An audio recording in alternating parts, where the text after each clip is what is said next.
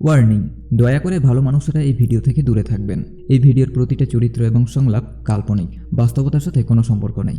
এখানে বলা প্রতিটা জিনিস না আপনাকে ভয় দেখানোর জন্য না আপনাকে উস্কানোর জন্য বলা হয়েছে, তাই সম্পূর্ণ ভিডিওটা শুধুমাত্র এন্টারটেনমেন্টের নজরে দেখবেন। কিন্তু তবুও এই ভিডিওতে বলা কোনো কথা যদি আপনার খারাপ লেগে থাকে তাহলে সেটা আপনারই দোষ। তো চলুন, আজকের দিনটা খুবই গুরুত্বপূর্ণ। গুরুত্বপূর্ণ কারণ আজকে আমি একজন খাস ব্যক্তির সঙ্গে আপনার পরিচয় করাতে চলেছি, আর তিনি হলেন স্যার। হ্যাঁ, স্যারের কোনো নাম নেই, না ওনার দরকারও আছে। আমরা ওনাকে স্যার বলেই ডাকি। আগেই বলে রাখি, স্যার কথায় কথায় খুব রুড, অ্যারোগেন্ট আর ক্রুয়েল, কিন্তু তার কথার মধ্যে সত্যিই অনেক সত্যতা আছে। আমাদের স্যার একসময় একজন ফর্মার পলিটিশিয়ান এবং রুলারও ছিলেন।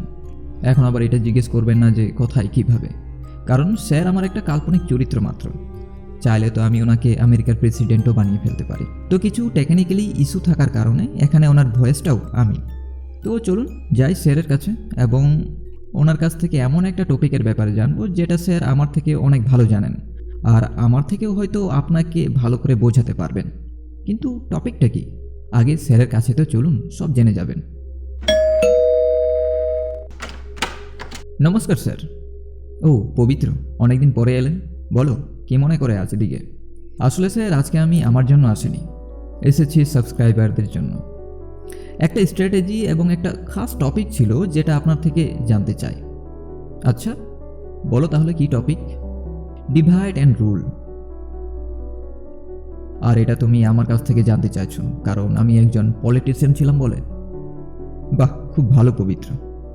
হ্যাঁ স্যার, তো আপনি যখন কারণটা জানেনই তাহলে কি এটার ব্যাপারে আরও একটু ইনফরমেশন দেবেন? তো বলো কি জানতে চাও, পুরোপুরি সত্যি নাকি খানিক সত্যি? সম্পূর্ণ সত্যিটা স্যার, কেননা শুরু থেকেই শুরু করা যাক, একদম অরিজিন থেকে। ওহ পবিত্র, আমার কাছে অত সময় নেই, সোজা টপিকে চলো। আপনি যেমনটা ঠিক বুঝেন স্যার। ডিভাইড অ্যান্ড রুল, এখানে নাম অনুসারে দুটো জিনিস আছে। ডিভাইড মানে ভাগ করে ফেলা, আর রুল মানে শাসন, গদি, power. The main goal of this strategy is ভাগ করে দেওয়া, ভেদাভেদ তৈরি করা।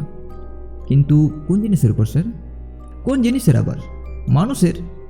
কিন্তু কেন? মানুষের মধ্যে ভাগাভাগি হওয়াটা দরকার আছে পবিত্র।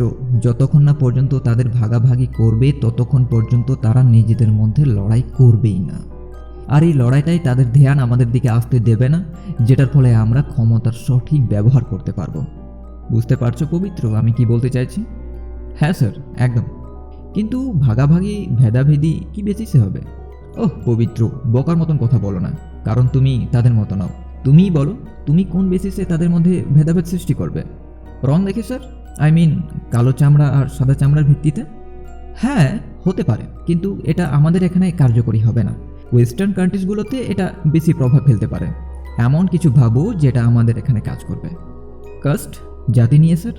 তাছাড়া মানুষ নিজ নিজ কাস্টকে অনেক বেশি সম্মান করে, আর আমাদের ইন্ডিয়াতে যদি দেখা যায় তাহলে এখানে মানুষ নিজ নিজ কাস্টকে নিয়ে অনেক বেশি সেন্সিটিভ। এটার মাধ্যমে মানুষ সহজেই ভাগ হয়েই যাবে। হ্যাঁ, কিন্তু অনেকগুলো টুকরোতে ভাগ হয়ে যাবে, আর এতে তারা নিয়ন্ত্রণে থাকবে না। তাছাড়া আমাদের যতটা সম্ভব কম টুকরো দরকার, যাতে বড় টুকরোটাকে বেছে নিতে পারি। কথা তো ঠিকই। ভাবো পবিত্র, একটু ভাবো এমন কিছু যেটা প্রতিটা মানুষের জন্যই দরকারি, যেটা তাদের আইডেন্টিটির সাথে জড়িয়ে আছে, এমন কিছু তোমার উপর ভরসা আছে। ভাবো একটু। রিলিজিয়ন স্যার, তাদের ভগবান। একদম ঠিক। এটা এমন একটা জিনিস যেটা প্রতিটা মানুষের অস্তিত্বের সঙ্গে যুক্ত, সেটা তাদের আইডেন্টিটি। যদি তুমি ধর্মের ভিত্তিতে তাদের ভাগ করো তাহলে তারা ভাগ হয়েই যাবে। কিন্তু স্যার তারা কেন ভাগ হয়ে যাবে? আমার বলার মানেটা হলো মানুষের আলাদা আলাদা ধর্ম আছে আর আলাদা আলাদা ভগবানও। তাহলে তাদের অন্যের রিলিজন বা ভগবানকে নিয়ে এমন কি লেনাদেনা আছে, কি সমস্যা আছে? কারণ তারা ভাগাভাগি হয়ে যেতে চায় পবিত্র, বিশেষ করে এক্সট্রিম রিলিজিয়াস মানুষেরা, যারা শুধুমাত্র নিজের ভগবানকেই সত্যি মনে করে, নিজের ধর্মকেই সবচেয়ে বড় ধর্ম বলে মনে করে। তারা ভগবানের কথা তো বলে, কিন্তু তারা এতটুকু বুঝতে পারে না যে সত্যিই যদি কোনো ভগবান থাকতো বা কোনো ক্রিয়েটর, তাহলে তিনি সকলকে বানিয়েছেন, তাদেরকেও, যাদেরকে তারা সবচেয়ে বেশি ঘৃণা করে। কিন্তু ক্রিয়েটর, পরমাত্মা, এটা তো সবচেয়ে বড় সত্য স্যার। সত্য? সত্যটা কি জানতে চাও পবিত্র? আসলে মানুষ অতটা লাইকে নয় যে ভগবান নিজে এদেরকে বানাবেন। দেখো তোমার আশেপাশে কি ধরনের মানুষেরা। এরকম মানুষকে যদি কোনো ভগবান বানিয়ে থাকে তাহলে ভেবে দেখো তাদের ভগবান কেমন হতে পারে। তো আপনার কি মনে হয় মানুষ রিলিজনের পিছনে এত ভাগছে কেন? ভয় পবিত্র, ভয়। তারা ভয় পায় তাদের অস্তিত্ব কোনো মিথ্যা নয় তো, তাই তারা নিজের ভগবান বানিয়ে সত্যিটা থেকে মুখ ফিরিয়ে নিচ্ছে। আর এই ভয়টাই তাদেরকে সত্যিটা থেকে অনেক দূরে রাখছে। কেমন সত্য স্যার? সত্য তাদের অস্তিত্বকে নিয়ে, আমাদের অস্তিত্বকে নিয়ে। এই অপরিসীম বিশালাকায় ব্রহ্মাণ্ডে মানুষ সেই ছোট্ট একটা পোকা, যার অস্তিত্বের না কোনো কারণ ছিল না দরকার। কিন্তু মানুষ এটা কোনোদিন মানতেই চাইবে না, কেননা সে নিজেই নিজেকে সর্বশ্রেষ্ঠ মনে করে। সে বিশ্বাস করে যে ভগবান তাকে বানিয়েছে। স্যার, আপনি হয়তো রেগে যাচ্ছেন, আমরা টপিক থেকে দূরে সরে যাচ্ছি। রাগ আর ভাবনার কোনো সীমা থাকে না পবিত্র। যতক্ষণ না সেটার পরিণাম কষ্ট দিচ্ছে ততক্ষণ পর্যন্ত সেটা থামানো যাবে না। আচ্ছা, আমরা ছিলাম কোথায়? ভয় স্যার, মানুষের ভয় আর তাদের রিলিজন। হ্যাঁ, রিলিজন। ভালো করে শোনো পবিত্র। মানুষ সাধারণভাবে বোকা। নিজের রিলিজনকে নিয়ে তাদের মধ্যে একটা বোকার মতো সুপিরিয়রিটি আছে। প্রতিটা এক্সট্রিম রিলিজিয়াস ব্যক্তিদের একটাই ধারণা যে তার ধর্মটাই সবচেয়ে বড় ধর্ম, তার ভগবানই সবচেয়ে বড় ভগবান। কিন্তু এই ধারণাটা অতটাও মজবুত নয়। কিন্তু এই এক্সট্রিম রিলিজিয়াস ব্যক্তিদের মধ্যে যদি এই ধারণাটা তৈরি করে দেওয়া যায় যে তাদের ধর্ম বিপদের মুখে আছে, তাদের ভগবান বিপদে আছে, তাহলে তারা প্যানিক করা শুরু করে দিবে। আর তাদের সেই ভয় তাদের উপর হাবি হয়ে যাবে। আর আমাদেরকে তখন সেই ভয়টাকে একটা কারণ দিতে হবে এমন একটা জবাব যেটা তারা শুনতে চায়। আর ইশারা করতে হবে সেই জিনিসটার দিকে যেটা তাদের কথা অনুযায়ী তাদের ধর্মের জন্য সবচেয়ে বড় একটা বিপদ। আর সেটা কি স্যার? অন্য একটা ধর্ম পবিত্র, অন্য একটা বড় রিলিজিয়ন। আর স্যার, আমাদের অবস্থান এখানে কোথায় হবে? সেই ধর্মের দিকে যেটাতে সবচেয়ে বেশি মানুষ আছে। এতে আমরা সেই বকাদের সাপোর্টও পেয়ে যাব। এছাড়া তাদের কাছাকাছি থাকার ফলে তাদের ভয়কে পরিস্থিতি অনুযায়ী নিয়ন্ত্রণ করা যাবে। কিন্তু স্যার, এটা তো হলো সেই স্ট্রিম রিলিজিয়াস লোকদের নিয়ে। তাদের কি হবে যারা সাধারণভাবে জীবনযাপন করা সাধারণ মানুষ? তাদের ইনফরমেশনকে কন্ট্রোল করো। কিছু বুঝলাম না স্যার। বলছি, একজন সাধারণ ব্যক্তি সারাদিন কাজ করার পর রাত্রে বাড়ি ফেরে, তো তার কাছে ইনফরমেশনের সবচেয়ে বড় সোর্সটা কি?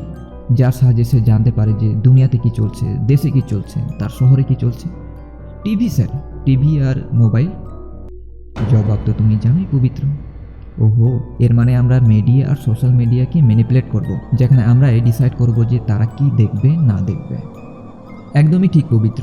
মানুষের চোখ যেটা দেখে সেটাই সে ভাবে, আর যেটা সে ভাবে সেটাই সে তৈরি হয়। আমরা এরকমই ভরকানিমূলক কিছু দেখাবো যাতে তার মনের মধ্যে একটা ভয় চেপে বসে, যাতে তার যেন এটা অনুভব হয় যে সত্যিই যেন সে বিপদে আছে। কিন্তু স্যার, মানুষ তো তখনই ভয় পাবে যখন আসলে সত্যিই কিছু হবে, মানে ধর্মের নামে কোনো ঝগড়া বা দাঙ্গা। আর যদি মানুষেরা বুদ্ধিমান দেখিয়ে দাঙ্গাটাই না করে তাহলে দাঙ্গাটা আমরাই করিয়ে দেব। মিডিয়া আর সোশ্যাল মিডিয়াকে ইউজ করে আগে আগুনটা জ্বালানোর শুরুয়াতটা করব। তারপর দাঙ্গা লাগিয়ে সেই আগুনটাকে আরও জাপটে ধরে নেব। পাশাপাশি একটা গ্রুপকে ওপেনলি সাপোর্ট করব, যেটার ফলে সেই গ্রুপটাও আমাদেরকে সাপোর্ট করবে আর আমাদের উপর ডিপেন্ড হয়ে থাকবে। ডিপেন্ডেন্সি একটা পাওয়ারফুল টুল পবিত্র। ধীরে ধীরে তাদের ভয়কে এতটা বাড়িয়ে দেব যে তাদের আমাদের উপর ডিপেন্ড হয়ে থাকা ছাড়া আর কোনো উপায় যেন না থাকে। কিন্তু স্যার, এই রিলিজনের উপর পলিটিক্স করাটা কি একটু বেশি খারাপ হয়ে যাচ্ছে না? মানে মানুষ ভগবানকে বেশি করেই মেনে চলে, আর আমরা এটাকেই ব্যবহার করছি। ওহ পবিত্র, ছাড়ো এসব কথা। চাও তো ইতিহাস দেখে নিতে পারো, সবচেয়ে বড় লাশ তো এই আস্তিকরাই বেছিয়েছে। আচ্ছা, ওই পার্টিকুলার গ্রুপ যেটাকে আমরা ওপেনলি সাপোর্ট করব, সেটা জেনুইনলি সাপোর্ট হবে তো? জেনুইনলি? ভালা, তাদের কাছে এমন কি মোহ আছে যে তাদের ধর্মকে নিয়ে মাথা ব্যথা রাখবো বা অন্য কোনো ধর্মকে নিয়ে? হ্যাঁ, তবু স্যার কিছু মানুষ থেকেই যাবে যারা আপনার এই ডার্টি পলিটিক্সকে ধরে ফেলবে। আর তারা যদি বাকি মানুষদের বোঝাতে শুরু করে তাহলে মানুষকে এতটা পরিমাণ ভয় দেখাও যে তাদেরকে এসে যদি কেউ বলে যে আমরা কি করছি তবুও যেন তারা বিশ্বাসই না করে। মানুষের ভয় শুধু তাদের ভয় পর্যন্তই সীমিত না থাকে, সেটা যেন একটা আইডিওলজিতে কনভার্ট হয়ে যায়। আর আমাদের নিজেদেরকে ওই আইডিওলজি থেকে অ্যাসোসিয়েট হওয়ার ভান করতে হবে। ফলে যদি কেউ আমাদেরকে টার্গেট করার চেষ্টাও করে বা আমাদের বিরুদ্ধে গিয়ে কিছু বলে, তাহলে মানুষের এমনটা যাতে মনে হয় যে যেন সে আমাদের বিরুদ্ধে নয়, সে সেই আইডিওলজির বিরুদ্ধে আছে, সেই রিলিজিয়নের বিরুদ্ধে আছে, সেই রেভলিউশনের বিরুদ্ধে আছে, যেটা আমরাই বানিয়েছি। তাছাড়া একটু ঢং করে চিন্তা ভাবনা করে দেখবে এমন মানুষ আর কয়টা আছে। আর যদি কেউ একটু বেশি প্রবলেম ক্রিয়েট করে তাহলে তাকে আমরা আমাদের মতো করে দেখে নেব। কিভাবে স্যার? এটা আজকে নয় পবিত্র, কোনো একদিন হবে। আচ্ছা স্যার, সেখানে অপোজিশন পার্টিও তো থাকবে, তারাও তো আপনার বিরুদ্ধ করবে, তখন আপনি কি করবেন? তখন মানুষের মনে এমন একটা নেগেটিভ বসাও যে ওই যে অপোজিশন পার্টি আছে তারা অন্য রিলিজিয়ন থেকে অ্যাসোসিয়েটেড, আর তারা শুধু সেই রিলিজিয়নকেই সাপোর্ট করে। এই নেগেটিভের পর তারপর এটার কোনো ফারাকই পড়ে না যে সেই পার্টি যতই মানুষের পরোয়া করুক, মানুষ তবুও সেই পার্টিকে সাপোর্ট করবে না। কেননা মানুষের মনে হবে সেই পার্টিকে সাপোর্ট করা মানে সেই পার্টিকুলার রিলিজিয়নকে সাপোর্ট করা, আর মানুষের এই ভয় এটা কখনো হতে দেবে না। আর তখন আমরাই একমাত্র অপশান থাকবো তাদের কাছে, সেটা যত খারাপই হোক না কেন। আপনি বলেন যে অপোজিশন পার্টি যতই তাদের পরোয়া করুক, যতই মানে ব্যাপারটা বুঝতে পারলাম না। ব্যাপারটা একদমই পরিষ্কার পবিত্র, বাস্তবে কেউ এদের পরোয়া করেই না। তাহলে এই সাধারণ মানুষদের কোনো দামই নেই? ডোন্ট বি নাইস পবিত্র, মানুষের দাম শুধুমাত্র ভোট পর্যন্তই সীমিত। তাদের মধ্যে কিছু তো 500,000 দিয়েই তাদের ভোট বিক্রি করে দেয়, এর মানে সেও তার মূল্য জানে, 1000 টাকা। ডিভাইড অ্যান্ড রুল, এখানে ডিভাইড তো বুঝে গেলাম, কিন্তু ডিভাইডের পুরো পয়েন্ট বুঝতে পারলাম না। ডিভাইড, কিন্তু ডিভাইড কেন? ডিভাইড আর রুলের মাঝে আরও একটা ওয়ার্ড আছে যেটা লেখা অবস্থায় থাকে না কিন্তু সবসময়ই সেখানে থাকে, distract. Divide, distract and rule, এই ভেদাভেদ করার মূল কারণটাই হলো যাতে তারা ডিস্ট্রাক্টেড থাকে, যাতে আমাদের মতো মানুষ নিশ্চিন্তে রুল করতে পারে। রুল মানে টাকা আর ক্ষমতা, তাই তো? একদম ঠিক, বুঝতে পারলাম স্যার। ভাগাভাগি করাটা ডিস্ট্রাকশনের জন্য দরকার আছে। ভাগাভাগি ডিস্ট্রাকশনের পাশাপাশি আরও একটা বেনিফিট নিয়ে আসে যেটা ডিস্ট্রাকশনের চেয়েও অনেক বড়। আর সেটা কি স্যার? একটা সাইকোলজিক্যাল ইম্প্যাক্ট। কিন্তু কিসের উপর? মানুষের উপর, কিন্তু সবার উপর না, শুধু তাদের উপর যাদেরকে আমরা সাপোর্ট করছি, বা এটা বলতে পারো যে সাপোর্ট করার ভান করছি। আমি এখনও কিছু বুঝতে পারলাম না স্যার। আমরা যে পার্টিকুলার গ্রুপকে সাপোর্ট করার ভান করি আর সেই বকাদেরও মনে হয় যে আমরা তাদের সাপোর্ট করছি, এর ফলে তারা আমাদের হয়ে ডিফেন্ড করতে শুরু করে, কখনো কখনো তো খারাপ কাজের জন্য। মানে মানুষের বিরুদ্ধে মানুষই দাঁড়িয়ে যাচ্ছে। কিন্তু যদি এই সত্যিটা জেনে ফেলে তাহলে? এই সাইকোলজিক্যাল ইম্প্যাক্টের কথাই তো বলছিলাম, এমনই একটা ইম্প্যাক্ট যাতে আমাদের সত্যিটাও যদি তাদের সামনে তুলে ধরা হয় তবু যেন সেই সত্যিটা থেকে তারা মুখ ফিরিয়ে নেয়, আর সেই মিথ্যাটাকেই আঁকড়ে ধরে থাকবে যেটা আমরা তাদের দিয়েছি।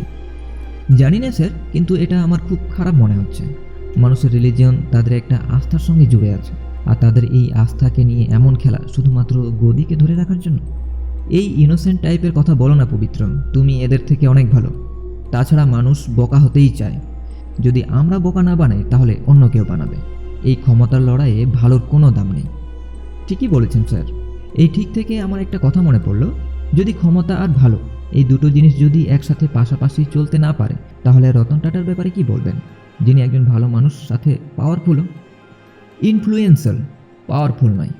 টাটার মতন বিজনেসম্যানরা শুধুমাত্র ইনফ্লুয়েন্সারই যোগ্য, ক্ষমতার না। ইনফ্লুয়েন্সার দারুণ একটা জিনিস পবিত্র, কিন্তু ক্ষমতা নিয়ন্ত্রণ করার জন্য। টাকা ক্ষমতার খুব কাছাকাছি পবিত্র, কিন্তু সবসময় এটা মনে রাখবে যে power is always superior to money. হ্যাঁ, এটা তো ঠিকই বলেছেন স্যার। হর্ষদ মেহতার কেসে আমরা এটা দেখেছি। চলো পবিত্র, তোমার সময় এখানেই শেষ হচ্ছে। Thank you for your time sir. তো দেখলেন, বলেছিলাম না স্যার খুব অ্যারোগেন্ট আর ক্রুয়েল। তো স্যারের কোনো কথা যদি আপনাদের খারাপ লেগে থাকে তাহলে ওনার তরফ থেকে আমি ক্ষমা চেয়ে নিচ্ছি। আর ভিডিওটি ভালো লাগলে অবশ্যই একটা লাইক করতে পারেন, সাথে চাইলে চ্যানেলটাও সাবস্ক্রাইব করে রাখতে পারেন। আর কমেন্টে অবশ্যই বলে যাবেন যে কি বুঝলেন আজকের টপিক থেকে। অতঃপর ধন্যবাদ ভিডিওটি দেখার জন্য।